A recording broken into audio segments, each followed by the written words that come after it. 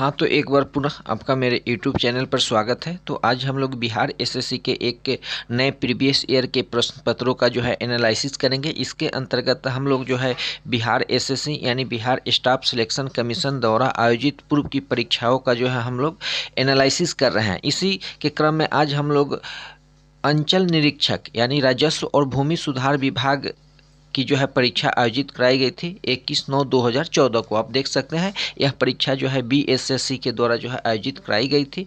तो इसके जितने भी जीके और जीएस के प्रश्न पत्र हैं उसका हम लोग एनालिसिस करेंगे। इससे पूर्व हम लोग बिहार एसएससी के द्वारा आयोजित कराई गई सभी संयुक्त स्नातक स्तरीय परीक्षा और इंटर स्तरीय परीक्षा या जितने भी परीक्षाएं आयोजित कराई गई है उसके 19 पूर्व के प्रश्न पत्रों का हम लोग एनालिसिस कर चुके हैं। यदि आप उस वीडियो को देखना चाहते हैं तो आप हमारे यूट्यूब चैनल के प्लेलिस्ट सेक्शन में जाकर बिहार सचिवालय सहायक नाम से एक प्लेलिस्ट बना हुआ है, वहां से आप जाकर सभी वीडियो को देख सकते हैं। और यदि इन सभी के पीडीएफ आप पाना चाहते हैं तो आप हमारे टेलीग्राम चैनल को ज्वाइन करें। टेलीग्राम चैनल का लिंक जो है डिस्क्रिप्शन में मिल जाएगा, वहाँ पर सभी पीडीएफ जो है अपलोड कर दिया गया है। तो चलते हैं हम लोग आज बिहार एसएससी के एक नए प्रीवियस ईयर के प्रश्न पत्र का एनालिसिस करते हैं। तो आप देख सकते हैं भारत के संविधान को कब अपनाया गया। तो इसको हम थोड़ा जूम कर लेते हैं, जूम कर कर आपको, ताकि आप आसानी से प्रश्न पत्रों को देख सकें। तो प्रथम प्रश्न को हम लोग देखते हैं कि भारत के संविधान को कब अपनाया गया। तो हमारा देश का जो संविधान था ये 26 नवंबर 1949 को अंगीकृत किया गया था। हालांकि इसको लागू जो किया गया था 26 जनवरी 1950 को लागू किया गया था। तो हम लोग थोड़ा भारतीय संविधान के बारे में एनालिसिस कर लेते हैं। तो भारतीय संविधान जो है हमारे देश का एक सर्वोच्च विधान है और 26 नवंबर 1949 को जो था इसको पारित किया गया था या उसको अंगीकृत किया गया था। और 26 जनवरी 1950 को जो था भारतीय संविधान को पूर्ण रूप से लागू कर दिया गया था। इसी उपलक्ष्य में प्रत्येक वर्ष जो है 26 जनवरी को हम लोग जो है संविधान दिवस के रूप में मनाते हैं। और भारत में 26 जनवरी को जो है 26 जनवरी को गणतंत्र दिवस के रूप में भी मनाया जाता है। और भारत का जो संविधान था मूल रूप से जो भारत सरकार अधिनियम 1935 था उसी पर आधारित था। और यह कहा जाए तो भारतीय संविधान जितने भी पूरे वर्ल्ड में डेमोक्रेसी कंट्री है उसमें सबसे जो बड़ा लिखित संविधान जो है आपका भारत का ही है। और भारतीय संविधान को बनाने में जो था 2 वर्ष 11 महीना 18 दिन का समय लगा था। जब हमारा संविधान बनकर तैयार हुआ था तो उसको मूल संविधान कहा जाता है। तो मूल संविधान में जो थे 395 अनुच्छेद थे, 22 भाग था और 8 अनुसूचियाँ था। अभी वर्तमान में देखा जाए तो 400 से अधिक अनुच्छेद हो गए हैं। उसके अलावा आपके 12 भाग हैं और 12 जो है अनुसूचियाँ हो गई है। जो पहले 8 थी मूल संविधान में वो अभी जो है वर्तमान में 12 हो गई है। और पहले जो 22 भाग था वो वर्तमान में 25 भाग हो गया है। तो ये भारतीय संविधान से कुछ महत्वपूर्ण टॉपिक थे जो बार बार प्रश्न जो है परीक्षा में पूछे जाते हैं। नेक्स्ट हम लोग देखते हैं कि भारत का संविधान के सभा के अध्यक्ष कौन थे। तो भारतीय संविधान सभा के जो अध्यक्ष थे राजेंद्र प्रसाद थे। तो हम लोग जानते हैं कि भारतीय संविधान सभा का जो निर्वाचक मंडल का जो सिलेक्शन हुआ था वो आपका जुलाई 1946 में हुआ था। और पहला जो मीटिंग हुआ था आपका दिसंबर 1946 में हुआ था भारतीय संविधान को बनाने के लिए। लेकिन उसके बाद क्या होता है कि भारत का बंटवारा हो जाता है। भारत जो है 2 भागों में बंट जाता है, एक भारत और एक पाकिस्तान। तो जो संविधान सभा था उसको भी 2 भागों में बांट दिया जाता है, एक भारत के संविधान बनाएगी और एक सभा जो है आपका पाकिस्तान का संविधान बनाएगी। तो इसके बाद जो है भारतीय संविधान सभा में जो है 299 मेंबर रहते हैं, 299 मेंबर रहते हैं। और उसी के जो चेयरमैन चुने जाते हैं राजेंद्र प्रसाद चुने जाते हैं। और राजेंद्र प्रसाद भारत के प्रथम राष्ट्रपति भी थे और ये लगातार 2 टर्म राष्ट्रपति निर्वाचित हुए थे। और इनका जो संबंध था बिहार के सिवान जिले के जीरादेई से था। चलते हैं हम लोग नेक्स्ट प्रश्न को देखते हैं। भारतीय संविधान के 8वीं अनुसूची के बारे में दिया गया है। तो 8 भारतीय संविधान यानी जो हमारा संविधान है उसके 8वीं अनुसूची में किसकी चर्चा की गई है। तो 8वीं अनुसूची में जो है भाषाओं की चर्चा की गई है। और वर्तमान में 8वीं अनुसूची में 22 भाषाओं को जो है मान्यता दी गई है। लेकिन जब हमारा संविधान बनकर तैयार हुआ था तो उस समय 22 भाषा नहीं थे, उस समय मात्र जो था आपका टोटल भाषा की जो संख्या थी 14 थी। लेकिन आगे चलकर भारतीय संविधान में संशोधन होता है और उसमें कुछ नए भाषाओं को जोड़ा जाता है। और महत्वपूर्ण रूप से 3 संशोधन आपको याद रखना है। एक 21वां जो था संविधान संशोधन हुआ था 1967 में, उसमें जो था आपका सिंधी और मणिपुरी भाषा को जो था 8वीं अनुसूची में जोड़ा गया। फिर उसके बाद एक 71वां संविधान संशोधन 1992 में होता है, उसमें 3 भाषा को जो है भारतीय संविधान के 8वीं अनुसूची में जोड़ा जाता है, जिसमें कोंकणी, मणिपुर और नेपाली। फिर उसके बाद जो है आपका 92वां संविधान संशोधन जो होता है, उसमें जो है आपके 4 भाषा को, जिसमें बोडो, फिर आपका डोंगरी, मैथिली और संथाली भाषा को ऐड किया जाता है। तो कुल 8वीं अनुसूची में अभी वर्तमान में जो है 22 भाषा है। चलते हैं हम लोग नेक्स्ट प्रश्न को देखते हैं। यहाँ जो है कि निर्वाचक मंडल क्या होता है। ये जो है राष्ट्रपति का निर्वाचक मंडल है, उसमें कौन कौन लोग जो है भाग लेते हैं। तो राज्यसभा, लोकसभा और विधानसभा के जो निर्वाचित सदस्यों का मंडल जो है ये निर्वाचक मंडल होता है। नेक्स्ट है कि राज्य सरकार का कार्यकारी प्रमुख कौन होता है। तो राज्य सरकार का जो कार्यकारी प्रमुख होता है राज्यपाल होता है। कोई भी कार्य राज्य का जो होता है वो राज्यपाल के नाम से ही होता है। अगले प्रश्न को हम लोग देखते हैं। पंचायती राज के त्रिस्तरीय प्रणाली के शीर्ष पर कौन होता है। तो शीर्ष पर जो है जिला परिषद होता है, जिला परिषद, फिर उसके बाद ग्राम पंचायत और एक जो होता है आपका पंचायत समिति जो ब्लॉक लेवल पर होती है। और ये जो त्रिस्तरीय प्रणाली है बलवंत राय मेहता के समिति के सिफारिश पर ही भारत में जो है लागू किया गया था। नेक्स्ट प्रश्न को हम लोग देखते हैं कि यदि राष्ट्रपति तथा उपराष्ट्रपति उपलब्ध न हो तो भारत के राष्ट्रपति के रूप में कौन कार्य करता है। तो हम लोग जानते हैं कि यदि राष्ट्रपति की आकस्मिक मृत्यु हो जाए या किसी कारण से उपलब्ध नहीं हो तो उन राष्ट्रपति का कार्य जो है उपराष्ट्रपति करते हैं। लेकिन जब उपराष्ट्रपति भी उपलब्ध ना हो तब क्या होगा, तो भारत के जो सुप्रीम कोर्ट के मुख्य न्यायाधीश होते हैं वे राष्ट्रपति के कार्य को जो है संचालित करते हैं, संभालते हैं। नेक्स्ट प्रश्न हम लोग देखते हैं कि भारत की संसदीय प्रणाली में कार्यकारी किसके अधीनस्थ होता है। तो ये विधायिका के अधीनस्थ होता है।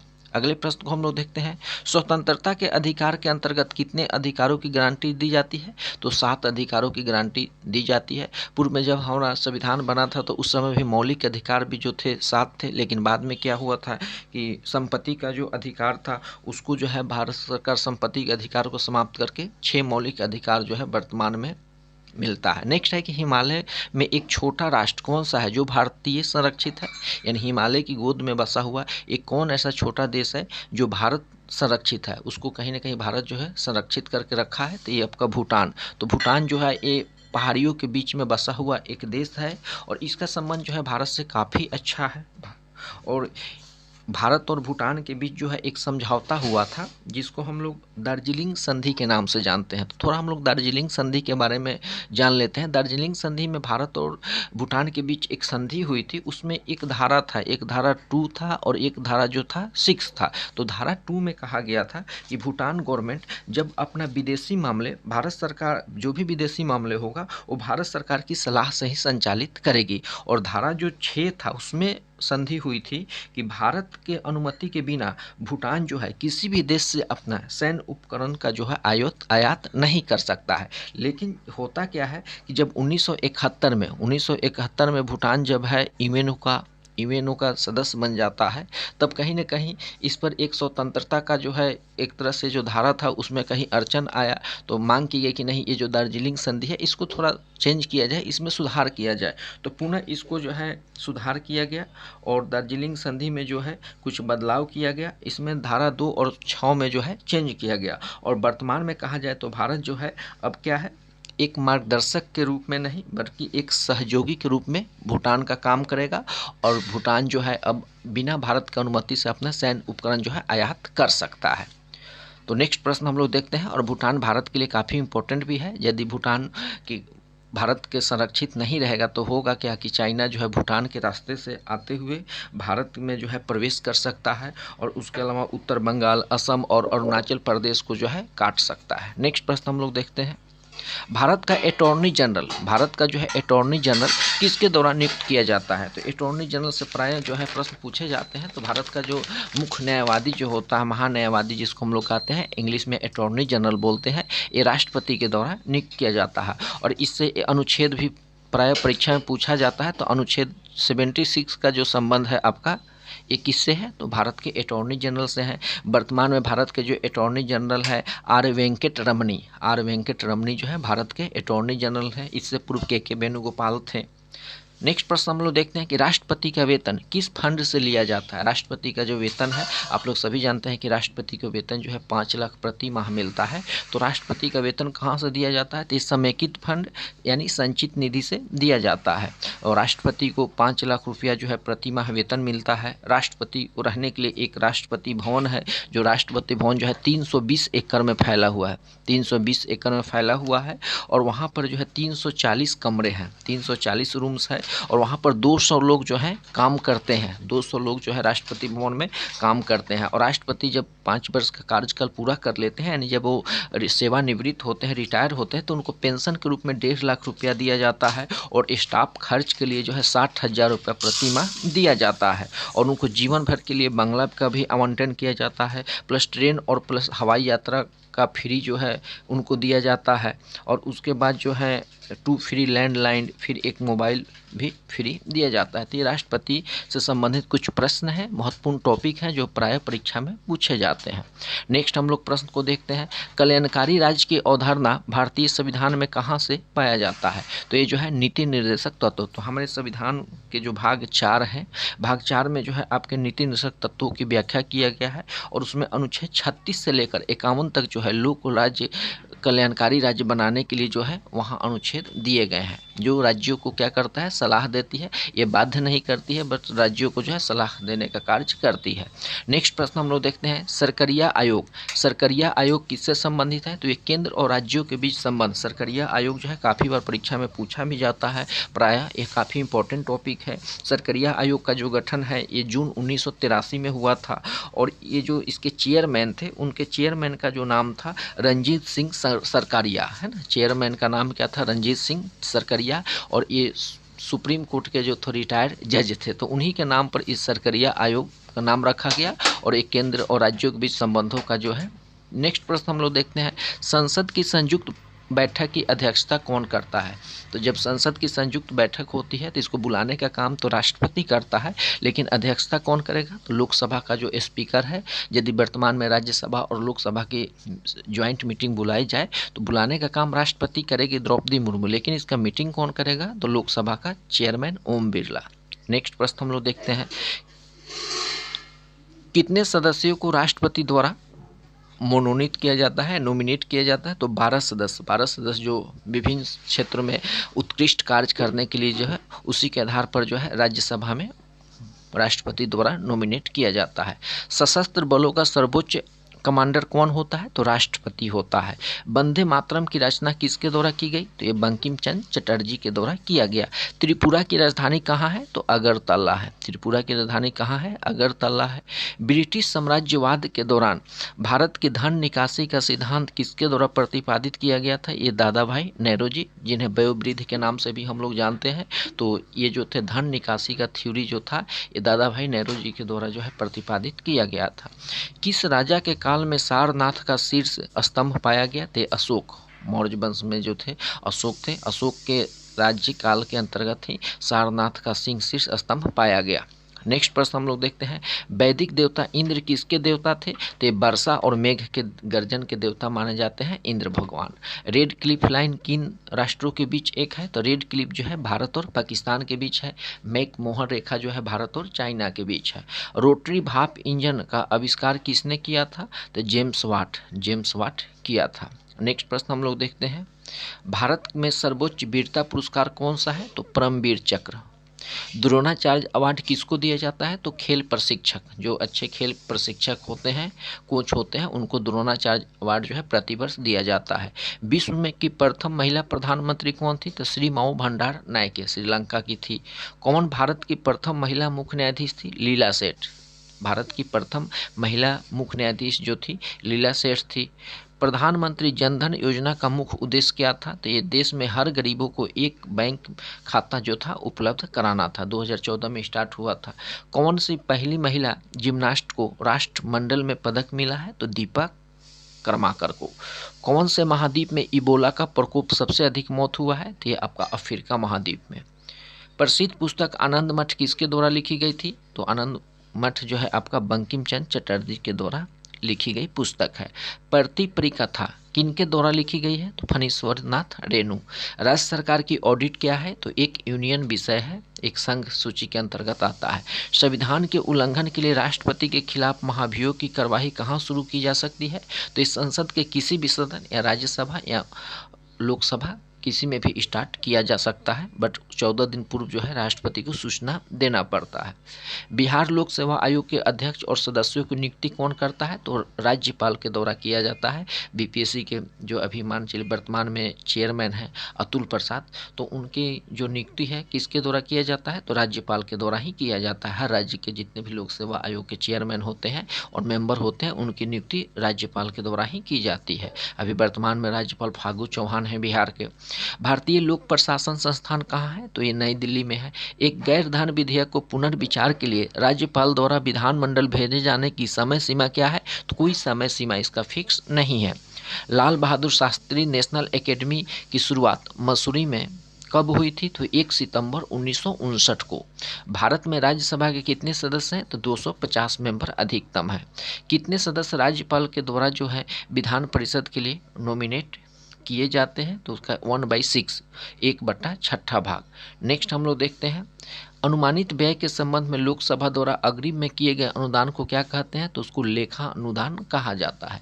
योजना आयोग की व्यवस्था कैसे की गई? एक कैबिनेट संकल्प के द्वारा जो है योजना आयोग की स्थापना की गई। राज्यपाल अध्यादेश कब जारी कर सकता है? तो जब भी राज्य विधायिका सत्र में नहीं हो तभी राज्यपाल जो है अध्यादेश जारी कर सकता है। जिला कोषागार पर किसका नियंत्रण होता है? तो जिला का जो कोषागार हो उस पर जिला पदाधिकारी का जो है नियंत्रण होता है। किसे भारत के स्थानीय स्वशासन के रूप में माना जाता है? तो लॉर्ड रिपन को जो है भारत के स्थानीय स्वशासन के जनक के रूप में माना जाता है, जन्मदाता के रूप में माना जाता है। ग्राम स्वराज्य की अवधारणा की कल्पना किसके द्वारा की गई थी? तो महात्मा गांधी के द्वारा की गई थी। किस वर्ष पंचायती राज में महिलाओं के लिए 50% आरक्षण की वृद्धि हुई थी? तो 2006 में। काफ़ी इंपॉर्टेंट प्रश्न है ये।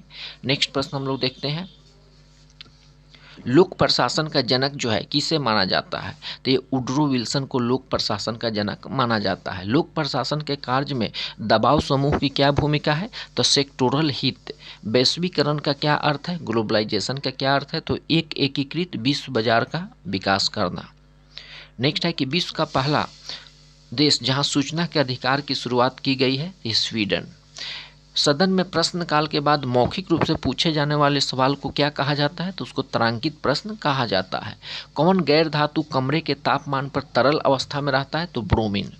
नेक्स्ट प्रश्न हम लोग देखते हैं किस तत्व को पेंसिल में उपयोग किया जाता है? तो ग्रेफाइट जो है इसका उपयोग पेंसिल में किया जाता है। वॉशिंग सोडा का आम नाम क्या है? Sodium carbonate. कौन सी गैस ग्रीन हाउस के रूप में नहीं जाना जाता है? तो हाइड्रोजन। नेक्स्ट है कि प्रकाश संश्लेषण के लिए कौन सा गैस आवश्यक है? तो कार्बन डाइऑक्साइड। हवा से नमी को अवशोषित करने वाले पदार्थ का गुण कैसा होता है? तो डेलिक्वेंसिस होता है। जस्ती लोहा पत्रक पर किसकी परत होती है? तो जस्ता की। ये बार बार प्रश्न पूछा जाता है कि लोहा को जंग से बचाने के लिए उस पर जो लेप चढ़ाया जाता है किसका चढ़ाया जाता है? तो जस्ता का। नेक्स्ट है कि पानी का रासायनिक सूत्र क्या है? तो D2O यानी ड्यूटोरियम ऑक्साइड D2O। नेक्स्ट हम लोग देखते हैं प्रश्न को काम यानी वर्क का एसआई मात्रक क्या है? कार्य का एसआई मात्रक जो है जूल है। नॉन स्टिक खाना बनाने पर बर्तन पर किस चीज़ का लेप होता है? तो टेफ्लॉन का लेप किया जाता है। कार्बन हीरे और ग्रेफाइट समूह को क्या कहा जाता है? तो अपरूप कहा जाता है। लाफिंग गैस यानी हंसाने वाली गैस का रासायनिक नाम क्या है? Nitrous oxide. बिजली के बल्ब का फिलामेंट किससे बना होता है? तो टंगस्टन से बना होता है। पानी की कठोरता किसे डालकर हटाया जा सकता है? तो वॉशिंग सोडा को डालकर हटाया जा सकता है। हवा क्या है? तो हवा जो है एक मिश्रण है। पैरिया किस अंग की बीमारी है? तो ये दांतों में होने वाली, मूसरों में होने वाली बीमारी है।